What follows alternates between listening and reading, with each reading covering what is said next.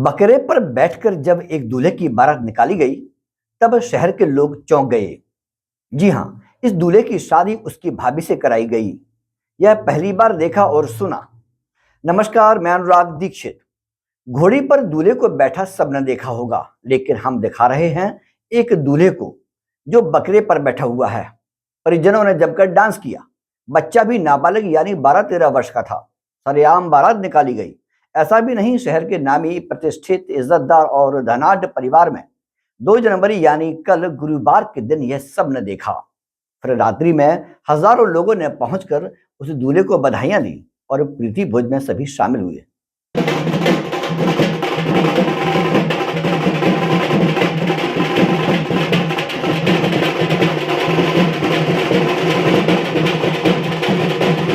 हम बता दें कि शहर के लोहिया समाज में यह अनोखी परंपरा है और करीब 400 साल से चली आ रही है।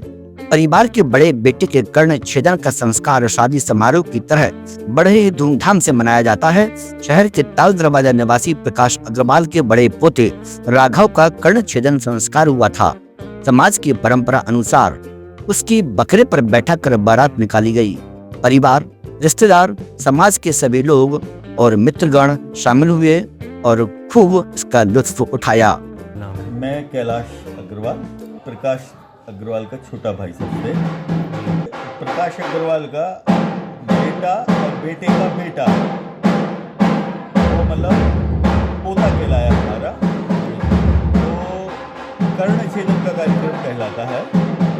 कल कर्ण छेदन हो गया था। कुल देवता को मनाया, पूजा की, अपने मानदान, बहन, बिटिया, बेटियों की बेटी, भांजी, सबको बुलाया, उनका सत्कार किया, कुल देवता को मनाया।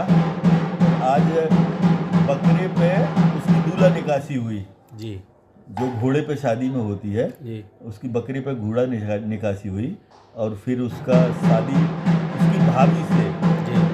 अब इसमें इसका जो बड़ा भाई है, हमारे मने लड़के की बुआ, मने हमारी बहन, तो उसकी बहू की बहू, तो उसके साथ इसकी भाभी का रिश्ता कहलाया। उसके साथ आज इसकी भावर पड़ेगी जी। जैसे अग्नि साक्षी करके भावर पड़ती है ना जी। तो देवी माता की साक्षी करके उसका शादी समारोह होगा और फिर विदा हो जाएगी। सब जितने गेस्ट आए हैं उनको विदा करेंगे, उनका सम्मान करके खाना खिलाएंगे।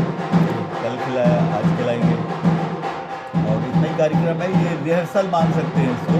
अच्छा। जैसे पूरी शादी जो होती है उसका एक रिहर्सल है।